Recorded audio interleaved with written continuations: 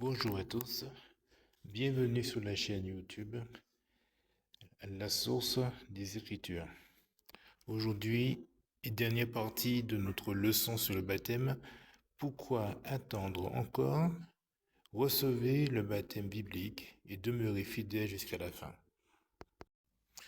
Nous arrivons à la dernière étude de cette série consacrée au baptême biblique selon les Écritures.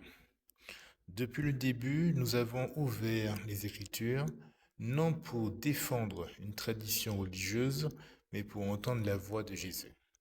Nous avons vu que le baptême n'est pas une invention des hommes. Nous avons vu qu'il est lié, selon le Nouveau Testament, au pardon des péchés, à l'union avec Christ, à la nouvelle naissance et à l'entrée dans son Église. Nous avons également vu que tous les baptêmes ne correspondent pas nécessairement au modèle donné par les apôtres. Il reste maintenant une dernière question. Pourquoi attendre? Les premiers chrétiens n'attendaient jamais. Lorsque nous lisons le livre des Actes, une chose nous frappe. Chaque fois que quelqu'un croit à l'Évangile, il est baptisé sans attendre. Regardons quelques exemples. L'Éthiopien, l'eunuque éthiopien, dans Acte 8. Nous voyons que Philippe annonce Jésus à un très haut fonctionnaire éthiopien. Pendant leur voyage, il arrive près d'un point d'eau et l'eunuque lui déclare: Voici de l'eau, qu'est-ce qui empêche que je sois baptisé? Selon Acte 8, verset 36. Il ne dit pas j'attendrai plusieurs mois, il ne dit pas non plus je demanderai d'abord l'avis de ma famille.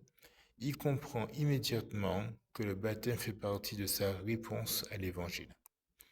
Il descend tous les deux dans l'eau, Philippe le baptise, puis l'eunuque repart tout joyeux. Pourquoi? Parce qu'il sait qu'il a obéi au Seigneur. Autre exemple, Saul de Tarse. Prenons maintenant Acte 22, verset 16. Ananias dit à Paul, à Saul, et maintenant pourquoi tardes-tu? Lève-toi, sois baptisé, et lève-toi de tes péchés en invoquant son nom. Remarquez cette question. Pourquoi tardes-tu? Autrement dit, pourquoi remettre à demain ce que Dieu te demande aujourd'hui? Si Dieu offre aujourd'hui son pardon, pourquoi attendre? Le geôlier de Philippe, par exemple. Dans Acte 16, le geôlier entend l'évangile au milieu de la nuit. Qu'est-ce qu'il fait? Le texte dit qu'il fut baptisé immédiatement, lui et tous les siens qui avaient cru. Ils n'ont pas attendu une cérémonie officielle, ils n'ont pas attendu plusieurs semaines, ils ont obéi sans délai. Ils n'ont pas attendu ils ont fait un catéchisme ou des études bibliques. La chose qui comptait, c'était la foi. Ils avaient la foi en Christ. Voilà. Voilà le modèle du Nouveau Testament. L'obéissance vaut mieux que des traditions. Beaucoup de personnes disent aujourd'hui, j'ai déjà été baptisé enfant, ou encore j'ai déjà reçu un baptême, mais on m'avait expliqué que ce n'était qu'un symbole. Et la question n'est pas qu'a enseigné mon Église, la question est qu'enseignent Jésus et les apôtres. Au dernier jour, nous ne comparaîtrons pas devant des dominations.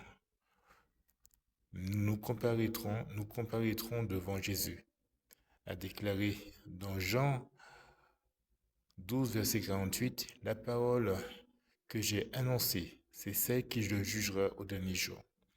C'est pourquoi chacun doit examiner son baptême à la lumière des Écritures. Un faux baptême ne devient pas vrai avec le temps. Imaginez qu'une personne ou que vous possédez un faux passeport. Elle le garde pendant 20 ans. Pendant 20 ans, vous avez réussi à passer partout, on va dire. Mais est-ce que le temps transforme ce faux document en véritable passeport? Non. Imaginez maintenant un faux billet. Même si vous le conservez pendant des années, il ne deviendra jamais un vrai billet. De la même manière, si un baptême ne correspond pas à l'enseignement du Nouveau Testament, ce n'est pas le temps qui le rendra biblique. Ce qui compte, ce n'est pas votre ancienneté religieuse, c'est votre obéissance à la parole de Dieu. Nous voyons que Dieu vous appelle aujourd'hui. Peut-être vous écoutez cette série depuis le début. Peut-être que vous avez découvert des passages que personne et qu'on ne vous a pas expliqué les choses de cette façon. Peut-être réalisez-vous aujourd'hui que votre baptême ne correspondrait pas à celui enseigné dans le Nouveau Testament. N'endurcissez pas votre cœur. Dieu ne vous montre pas cette vérité pour vous condamner, il vous le montre parce qu'il vous aime. L'appel de Dieu est toujours un appel de grâce, comme Pierre l'a annoncé à la Pentecôte. Repentez-vous et que chacun de vous soit baptisé au nom de Jésus-Christ pour le pardon de vos péchés et vous recevrez le don du Saint-Esprit, selon Actes chapitre 2, verset 38. Cet appel est encore valable aujourd'hui. Après le baptême, nous voyons que commence une nouvelle vie. Le baptême n'est pas une fin, c'est que le commencement de la course. Après le baptême, c'est là où la vie chrétienne commence. Le disciple doit continuer à prier, à apprendre, à prier, à aimer Dieu, à aimer ses frères et sœurs, à combattre le péché, à annoncer l'évangile, bien sûr. Et Jésus dit quoi en Matthieu 28, verset 20? Enseignez-leur à observer tout ce que je vous ai prescrit. Le baptême, nous voyons, ouvre justement la porte à une vie entière de fidélité. Soyez fidèles jusqu'à la fin. La Bible ne nous appelle pas seulement à être baptisés, elle nous appelle à persévérer. Comme Jésus le déclare en Apocalypse chapitre 10, verset 10. Apocalypse chapitre 2, verset 10, excusez-moi. Il dit, soyez fidèles jusqu'à la mort, et je te donnerai la couronne de vie. Être baptisé ne donne pas le droit de vivre ensuite dans le péché. Le chrétien tombe parfois, mais il se relève, il se repent, il marche dans la lumière, il demeure attaché au Seigneur. Voilà la vie chrétienne. Avant de terminer cette série, permettez-moi de vous parler avec tout mon cœur. Si vous croyez que Jésus-Christ est le Fils de Dieu, si vous reconnaissez vos péchés, si vous êtes prêt à vous repentir, alors n'attendez plus. Recevez le baptême biblique, celui que Jésus a commandé et que les apôtres ont prêché.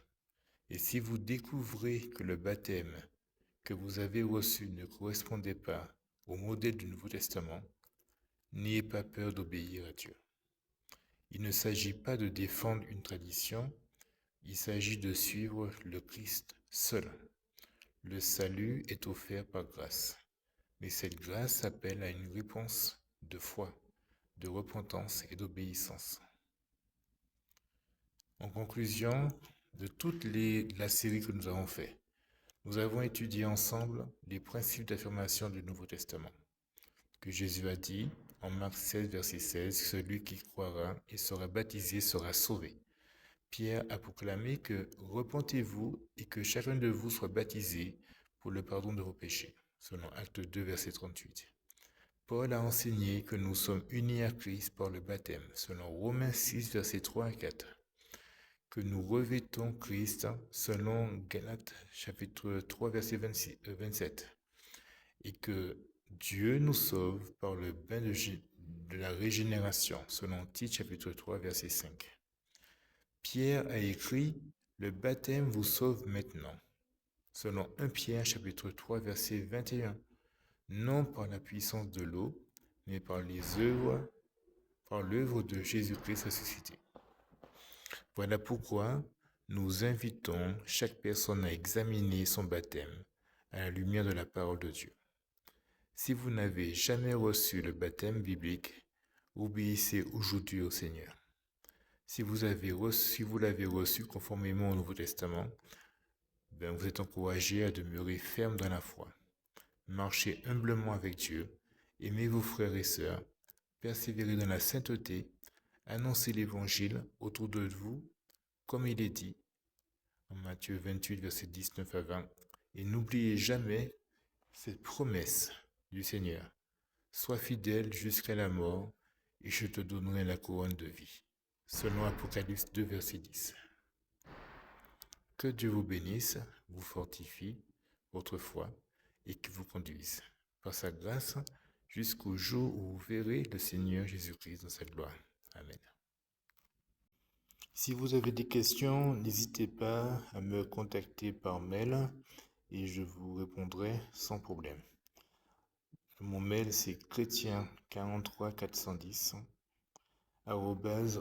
@gmail.com. chrétien43410 @gmail.com.